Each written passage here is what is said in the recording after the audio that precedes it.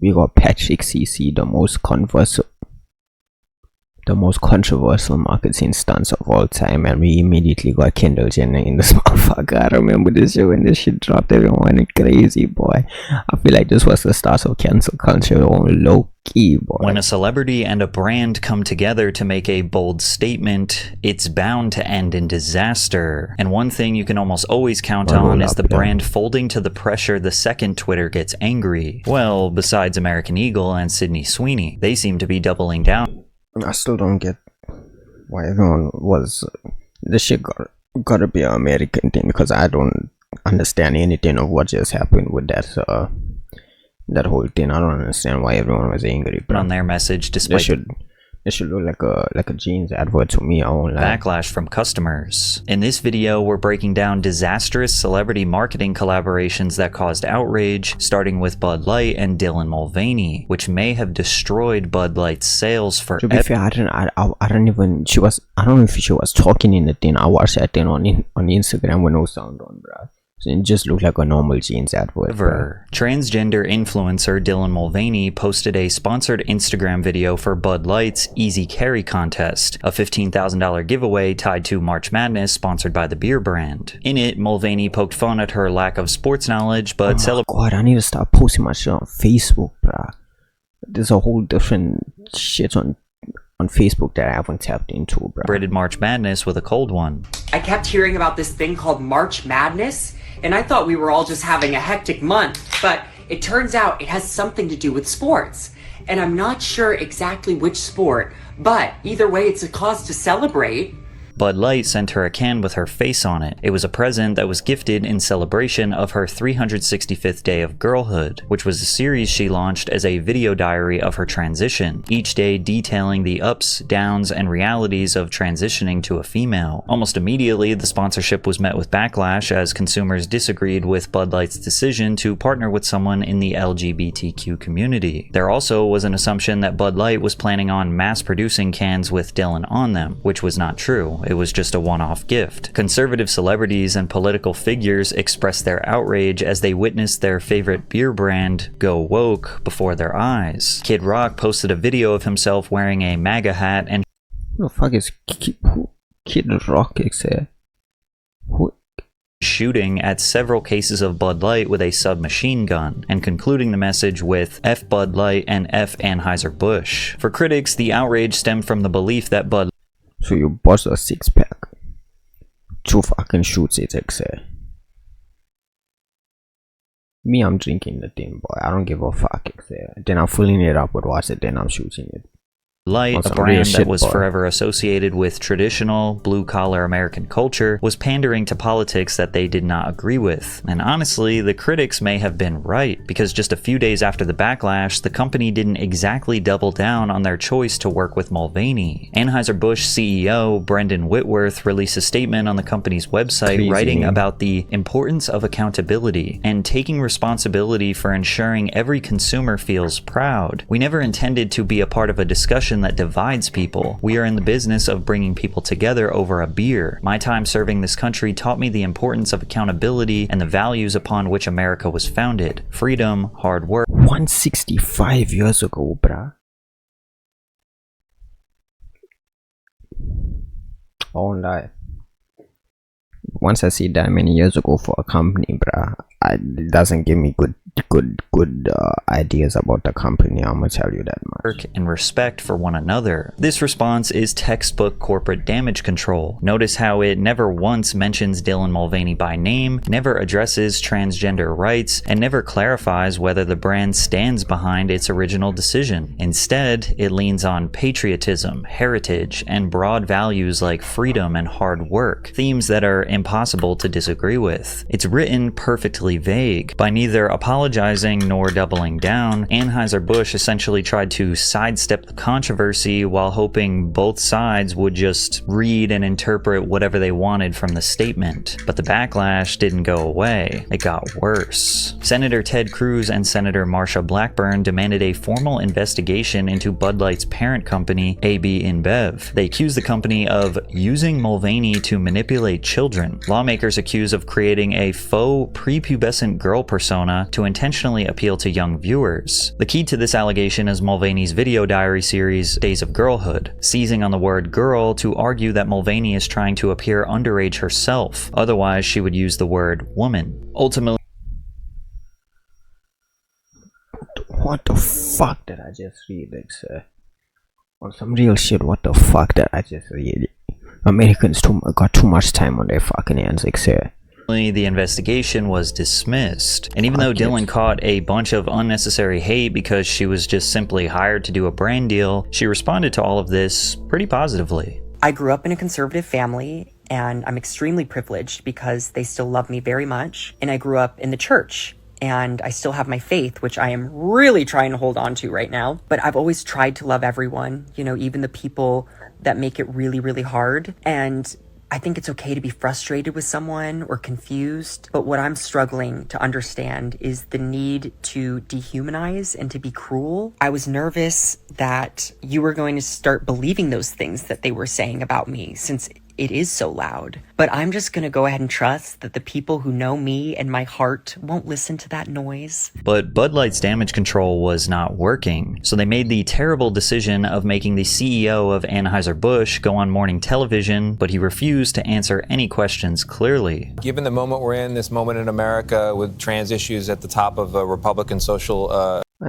thought the CEO was gonna be like a old fucking gray-haired white guy, bro. I won't lie to you. or conservative political agenda. Knowing what you know now, if you could go back, would you send this can to this one person again? There's a big social conversation taking place right now, and big brands are right in the middle of it. And it's not just our industry or Bud Light. It's happening in retail, it's happening in fast food. And so for us, what we need to understand is, deeply understand and appreciate, is the consumer and what they want, what they care about, and what they expect from big brands. Here we can see even more classic corporate soulless media training. Look sympathetic, sound unifying, without actually committing to anything. By refusing to either stand behind Dylan Mulvaney or back away from the campaign, Bud Light managed to piss off both sides. Conservatives felt the brand had gone woke and was dodging accountability, while supporters of Mulvaney and the LGBTQ community saw the silence as cowardice, not doubling down on their decision to work with her in the first place.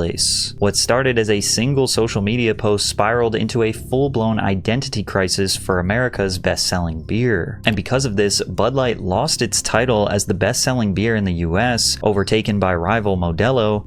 Its sales Doesn't fucking Post Malone got a lifetime sponsorship or some shit with Bud Light? plummeted by 10% in spring of 2023 and up to 29% decline year over year by early 2024. Executives and Yo, Post Malone is lucky. He's a good fucking guy, man. He just keeps to himself and does his own thing, because yo, I could go into a lot about Post Malone, but he low key on the same.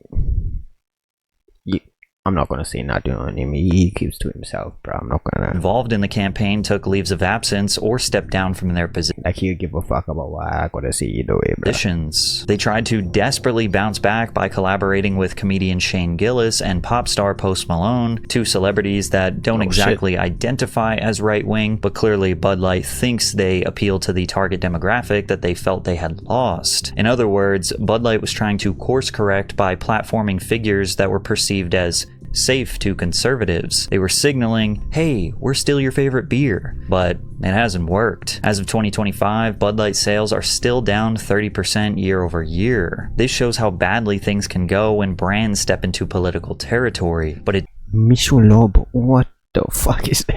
doesn't even compare to how disastrous the Kendall Jenner Pepsi ad was. In April of 2017, Pepsi attempted to prove What did she solve here? Did she solve racism with a Pepsi? that its product was the answer to centuries of racial injustice through a commercial starring Kendall Jenner. The ad showed Kendall participating in a fashion shoot before noticing a nearby protest. Although Jenner is the main protagonist, the ad also includes an Asian cellist and a Muslim photographer who also noticed the march.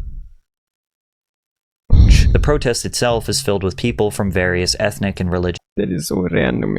Asian cellos. And what was the Muslim photographer? Who also noticed the march. The protest itself is filled with people from various ethnic and religious backgrounds who've come together to demand justice and systemic change. However, instead of protesters displaying sadness and anger You look Indian. A little bit. over something as unsettling as police brutality, PepsiCo's in-house content creation team, Creators League Studio, instructed its protesters to smile and appear to be happy. It almost looks like they are at a backyard barbecue. This was likely done to combat the assumption that protests are violent and an inconvenience to the public. Kendall ditches her photo shoot to join in on the protest. She walks past a bowl of Pepsi submerged in ice, grabbing one before walking towards several white police officers standing in a line formation. Jenner nonchalantly approaches an officer and hands him a can of Pepsi almost as a peace offering. The crowd goes wild and even the officer takes a sip and celebrates with a smile. It's hard to interpret this commercial as anything other than Pepsi suggesting that centuries of systemic injustice and violent clashes between Oh shit, nah, bro, that's crazy. and Pepsi suggesting that centuries of systemic injustice and violent clashes Sensational. between police and protesters could all be solved with a cold soda. And as you can imagine, outrage erupted online. Brandwatch reported a staggering 21,000% increase in Pepsi's social media mentions, with most of those being negative. A Twitter user named Antonio Gobeo posted a picture of a black person yelling in apparent anguish as their hair is aggressively pulled by a police officer. The caption reads, "Kendall, please, give him a Pepsi." While there is a tone of humor in this, Back when Twitter was actually fucking funny. it also boy. highlights how the ad minimized real struggles, turning violent clashes between police and protesters into a fun party where systemic injustice could be solved with a soda. The most powerful response came from Bernice King, daughter of the legendary civil rights activist Martin Luther King Jr. Bernice posted a picture of her father peacefully protesting while being assaulted by police officers with the sarcastic caption, "If only Daddy would have known about the power of #Pepsi." Others shifted That's obeying criticism from Pepsi to Kendall Jenner, pointing out how a wealthy white woman born and raised in a mansion in Beverly Hills couldn't be more detached from the realities of racial injustice. Pepsi unintentionally positioning Facts, boy. They chose the complete wrong person for this Kendall boy. as the white savior, as well as her not having a history of being a social activist, couldn't have been worse for her image. And while Pepsi never outright claimed, "We ended racism," the police officer accepting Kendall's Pepsi before gesturing to his partner, "It's not too bad," heavily implied that their product could be the solution to such a complex issue. The ad would be pulled by the company one day after its release, along with an apology. Pepsi was trying to project a global message of unity, peace, and understanding. "Clearly we missed the mark, and we apologize. We did not intend to make light of any serious issue. We are removing the content and halting any further rollout. We also apologize for putting Kendall Jenner in this position." Additionally, it was discovered that 6 people in key positions for the ad's creative team were all white. To critics, this ad was the product of a team that lacked the very perspectives the ad was trying to portray. When no one in the decision-making process has real-life crazy, experience boy. with the issues being represented, it becomes much easier to reduce serious struggles to shallow symbolism. In an interesting move, Pepsi continued to clarify and defend Jenner. TMZ reported That's like a suburban niggas like writing a movie about people from the hood, boy. that Kendall had no involvement in the creative process and that she took on the project with no knowledge That of shit that shit will never work, boy. the marketing vision. She admittedly knew about the storyline when she got the script, but by then things were already a done deal. But this just caused even more backlash because many wondered why it was necessary to apologize to Kendall Jenner. It wasn't just the ad that was tone deaf, but that the company's first instinct was to protect the celebrity at the center rather than acknowledge the people whose pain they had turned into a marketing gimmick. Plus, she got paid. In a later episode of Keep Yeah, I didn't find it kind of weird. They just apologized to Kendall only. We apologize for putting Kendall Jenner in this Keeping Up with the position. Kardashians, Kendall burst into tears expressing remorse. The fact that I would offend other people or hurt other people was definitely not the intent. Like many of these marketing mistakes, the You see, I would take that seriously if it wasn't on a fucking reality show, boy. I would take that seriously, but I can't. Brand apologizes. The celebrity says it was never their intention to hurt anyone. Honestly, nothing really happens and then everyone moves on until the next PR disaster proves that nothing was learned. It's actually become so cyclical that in this most recent campaign with Matt Rife and Elf Cosmetics, it almost feels like the brand was a few steps ahead of the public because the way they responded to the backlash was something I think I know her cyclical though. until it was never their intent. The most recent What kind boy? I don't know her, bruh. campaign with Matt Rife and Elf Are they fucking in Hogwarts or some shit? What's happening there, Cosmetics, it almost feels like the brand was a few steps ahead of the public because the way they responded to the backlash was something we don't see very often. In August of 2025, Elf Cosmetics released their newest campaign titled The Law Offices of Elfino and Schmarns, which featured TikTok comedian Matt Rife alongside drag artist Heidi N Closet. TikTok comedian. What the fuck? The advertisement parodied law firm commercials satirically addressing the issue of overpriced beauty products. According to Corey Marchesotto, Elf Beauty's global chief marketing officer, the brand partnered with Rife because the comedian appealed to Elf Cosmetics' target female Gen Z audience. His TikTok account is 80% female and 75% under the age of 34, so right in the sweet spot. This is one of those rare moments where the brand is actually honest about why they chose a celebrity. It's not all this hoopla about how he's so funny and that he aligns with their moral vision for the world. It's simply because his audience data lined up exactly with the demographic that they wanted to sell product to. Some people might consider this shallow, but in a world of brands pretending to take moral I stances, don't think that's shallow, bro. I think that's smart, bro. They making markets. How am I trying to sound smart? They saw his audience, bro, and they try to use it to their advantage, bro. It's not shallow, it's good business, bro. Let's that be they don't real, actually bro. believe in. At least this feels transparent. However, consumers quickly reminded Elf Cosmetics why it's important to conduct a proper background check before endorsing any celebrity. After What the fuck this motherfucker did now?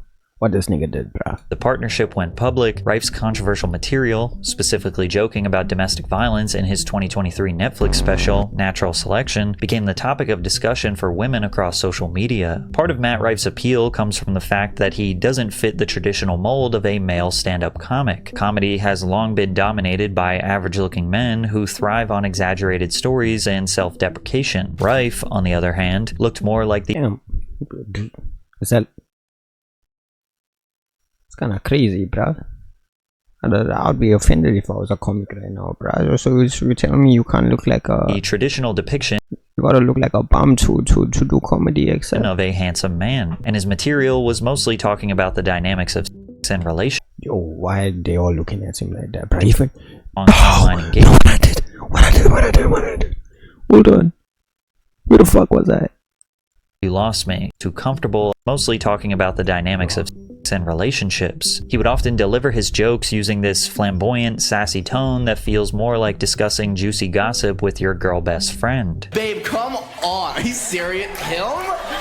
You're worried about him? Matt embraced his heartthrob comic persona and understood that he could gain a niche, diehard fan base if he appealed specifically to women. However, Matt forgot that because of his gender, he had little room for error. During his 2023 Netflix special Natural Selection, Rife got a little too comfortable and made an insensitive joke that reminded his audience he's still just a man. At the very beginning of the special, Rife told a joke about him and his friend that were greeted by a waitress with a black eye. His friend says, "Yeah, I feel bad for her, man. I feel like they should put her in the kitchen or something where nobody has to see her face." Rife replied, "Yeah, but I feel like if she could cook, she wouldn't have that black eye." He added, "I figure we start the show with domestic violence. The rest of the show should be pretty smooth sailing after that." His joke ruffled feathers because he made light of a serious issue that plagues his main demographic. According to the CDC's National Intimate Partner and Sexual Violence Survey, approximately 41% of women in the US have experienced contact sexual violence, physical violence, or stalking by an intimate partner at some point in their lifetime. Stalking. What the fuck? Elf Cosmetics What the fuck happening to you? says on their Elf Cares site that Elf stands for empowering legendary females while also simultaneously hiring someone who makes light of DV. Beauty influencer Nikki Tutorials also spoke out. You lost me. Matt Rife, out of all people, so disappointed. However, Elf interestingly claimed that they never anticipated any backlash. There's a big gap between our intention and how this missed the mark for some people. We always aim to deliver positivity, and this one didn't. So we find ourselves in a position where, quite honestly, that doesn't feel good for us. Elf later made a statement addressing the situation. You know us. We're always listening, and we've heard you. The campaign aimed to humorously spotlight beauty and justice. We understand we missed the mark with people we care about in our Elf community. While I ain't gonna lie, off of one joke though, I know so many comedians, fucking Kevin Hart, fucking Bill Burr, all of them motherfuckers, they made some bad jokes too, bruh. Even Kobe missed some shots, boy. Kyrie missed a shot. Like, no, ain't no one gonna be perfect, bruh. It's not like he continuously doing the same shit. Like he made some bad jokes. Kevin Hart made some bad jokes. He's still doing his thing. Like, Elfino I think that's kind of like and crazy. Schwarns closes today will continue to make the case against overpriced beauty. I think it's into commercial, as if slipping in a wink would soften the blow. It feels a little condescending because it reduces Dave Chappelle made some bad joke. He made some bad jokes.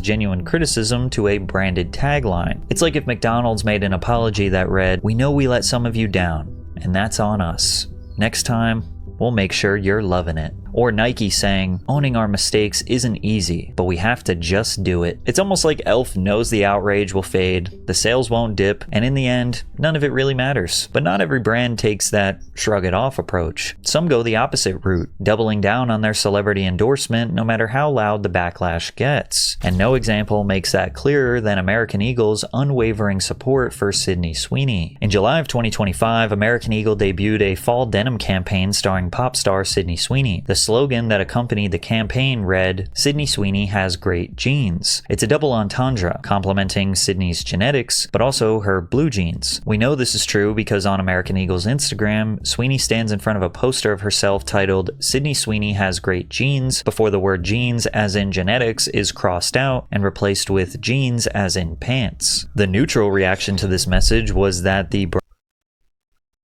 See, I don't know anything about that, bro. Like, I just saw the pictures. I see why, with a brand called American Eagle to American Eagle, boy, that's crazy, bro. brand was just highlighting that she was a conventionally attractive woman, therefore she has good genes.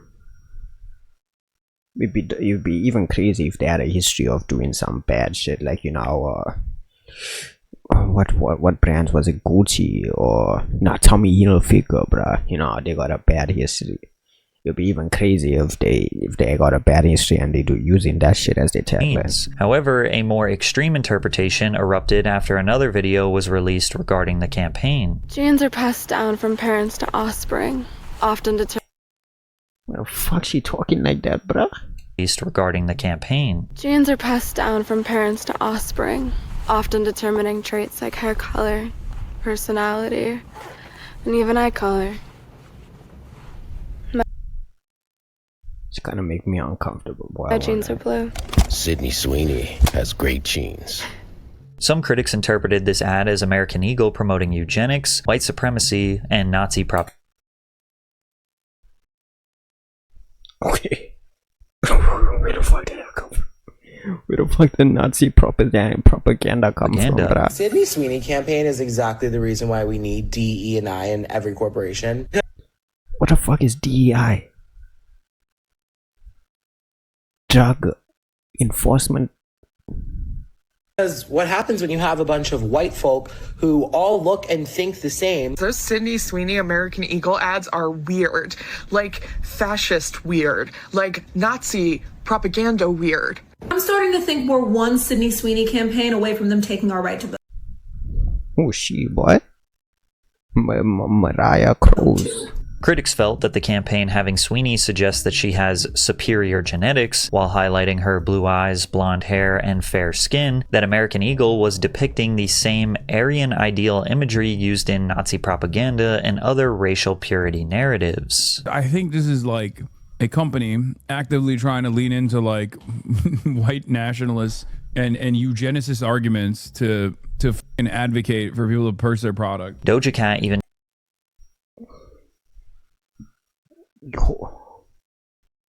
This is all sad of the shit that I don't want to get this. Chimed in and mocked the ad with I could care less about all of this shit, bro. I won't lie to you, bro. Sort of American redneck accent. This is so far removed from my daily life, bro. Like, I don't give a fuck, bro. Genes are passed down from parents to offspring, often determining traits like hair color, personality, and even eye color. My genes are blue. Even Vice President J.D. Vance joined in to share his opinion. Yeah. The lesson they have apparently well, that Doja should be the last one talking. I remember all the shit from years ago, bro. I remember when she was in the chat rooms and shit, boy. She should be the last person talking, boy. I won't lie to you. taken is we're going to attack people as Nazis for thinking Sydney Sweeney is beautiful. And maybe I'm just desensitized to all of this, but I feel like these days, whenever there's backlash of this matter, it just feels like rage bait that neither side even truly cares about. It's just a week-long distraction dressed up as a moral debate. News outlets are salivating over it, not because it matters, but because it's easy, pointless talking points that guarantee clicks and outrage without requiring any real reporting. It's almost like both sides of the political spectrum just get amped up whenever there's a reason to argue about their political ideologies. And while everyone was expecting some corporate sanitized apology, American Eagle posted a statement where they said the ad campaign is and always was about the jeans, as in pants. Her jeans, her story. We'll continue to... Bro, Americans will fucking talk about something will be wrong with the shades of fucking grass, or the dirt is different over here than over there, and they'll somehow find a way to make it about race or fucking political issue, bruh. That's just American culture, boy. I won't lie to you. Celebrate how everyone wears their AE jeans with confidence, their way. Great jeans look good on anyone. Weirdly enough, American Eagle actually anticipated receiving backlash. In the run-up to the ad, AE's chief marketing officer, Craig Bromers, told trade media outlets that it included clever, even provocative language, and was definitely going to push buttons. Essentially, they knew they were rage baiting. However, polling data collected by The Economist and YouGov found that only 12% of Americans found the ad offensive. The poll also revealed that 39% of respondents said the ad was clever. Meanwhile, 40% said it was neither offensive nor clever, which is data that just backed up what I said before, that nobody really cares about this. But if you were to check Twitter, you have millions and millions of people talking about it, so they care enough to talk about it on social media, but that's pretty much it. And while this ad generated significant buzz for the retailer, it ultimately failed to boost real-world sales. Initially, the campaign prompted a 60% jump in American Eagle website visits, signaling strong online engagement. However, the brand failed to see any meaningful increase in market share or sales. Retail analytics firm Pass By revealed a 3.9% drop in store visits in the first week after the campaign launch, following a further 9% decline the following week. However, American Eagle wasn't the first company to use this great jeans double entendre, but the first time it was used will genuinely make you feel disgusted. In 1980, Calvin Klein threw a Hail Mary when the brand featured Brooke Shields in a television ad where she says the famous tagline, "You want to know what comes between me and my Calvins? Nothing." The campaign also included a commercial in which Shields used wordplay involving jeans and jeans. Genes are fundamental in determining the characteristics of an individual and passing on these characteristics to succeeding generations. The campaign was met with immediate backlash. Is that what they used in the ad word, bruh? On these that shit from me just like a promotion fucking promotion side, bruh. That shit ass. This whole fucking statement, whole essay. What the fuck? Characteristics to succeed. Wait, hold on. In this 1 minute, passing to succeeding gender. Yo, I won't lie, this is worse than that Sydney Sweeney shit. The campaign was met with immediate backlash from the Because they like literally explain what they want. public. They were upset because they interpreted the tagline, "Nothing came between her and her Calvins," as a sexual innuendo. This was a problem because Brooke was only 15 years old. By 1980, Calvin Klein was already gaining a reputation for being bold, youthful, and slightly provocative, but the brand was still far from competing with the top competitors in fashion. The brand's entry into the denim market helped CK appeal to a broader audience. Designer jeans were starting to emerge as a fashion trend, and Calvin Klein introduced jeans that were marketed as stylish and more luxurious than traditional denim. The brand aimed to target a younger audience who wanted to be seen as cool and what the fuck is this blurred out, bruh? No, she got what the fuck? edgy, rather What the fuck is this pose? What? Fucking down with his than dog conservative and traditional. Calvin Klein How is this even showing off the jeans, bruh? audience who wanted to be seen as cool and edgy rather than conservative and traditional. Calvin Klein seemingly chose Shields because she was young and probably had a younger fan base. Brooke started modeling as a baby. She famously appeared in a soap ad before her first birthday. Modeling as a baby is crazy. By the 70s, she was one of the most successful child models in the US, regularly featured in fashion campaigns and magazines. Yeah, However, nah, people boy. took a Never in my life am I letting my child do this. strange Are you liking stupid? Are you dumb? to Brooke after she starred in the 1978 film Pretty Baby, where she played a child prostitute. Although the role cemented her as a serious What the fuck was happening, bruh? Back in the day, bruh. Nah, boy. I swear you shouldn't do it. They shouldn't be child actors, bruh. It should be at most extras. That's the only thing that they can do, bruh. On some real shit, bruh. Cause this is crazy, bruh. What the fuck do you mean, except?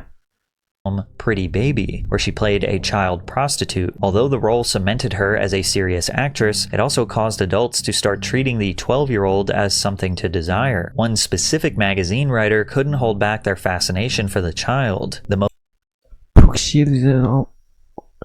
Brooke Shields is also makes a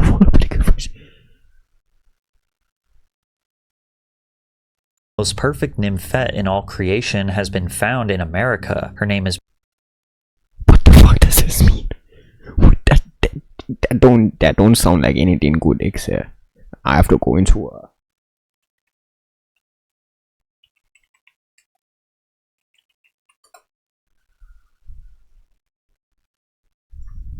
Brooke Shields. Brooke's hair is elegant, brown and clean, her skin pale and Puritan, her eyes sinfully blue, and her this was in the article in a paper. lean body just starting to curve into womanhood. She's a Lock them up. Lock the whole company. Dissolve the whole company. Bankrupt her them. eyes sinfully blue, and her lean body just starting to curve into womanhood. She's a sultry mix of all-American and horror. She's the hottest new young thing in movies since a smoldering preteen named Elizabeth Taylor stiffened up Louis Meyer cigar. She is only 12 years old and destined to be the symbol of 1984. That was actually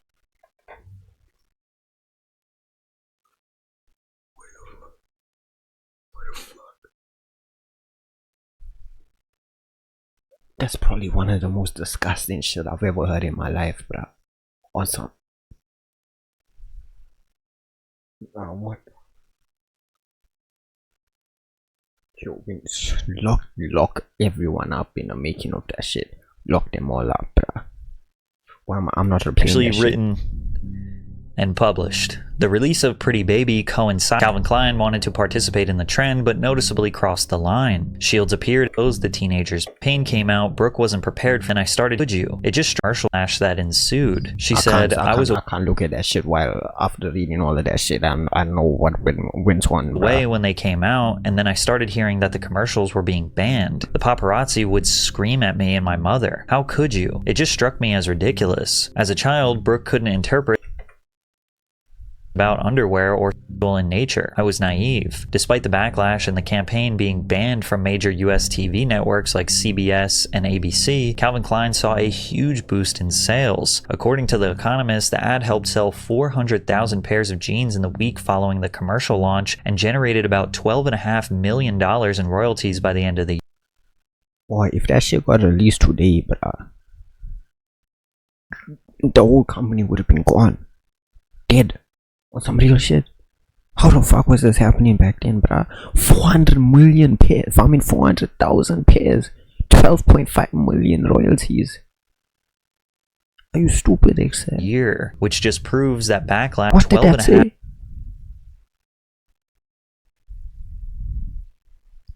$12.5 million in royalties by the end of the year, which just proves that Backlash doesn't always destroy a campaign. Sometimes it helps. Either way, the only thing we can guarantee is that another one is right around the corner. Yo, Patrick, boy. What the fuck was the end of that video, G? Yo, shout out to Patrick, bruh. Like, this motherfucker, I would have never known about that shit, bruh. Unless it was this motherfucker, bruh. What the fuck? Shout out to Patrick CC, boy. Bangers on bangers, bruh. Don't miss, bruh. What the fuck?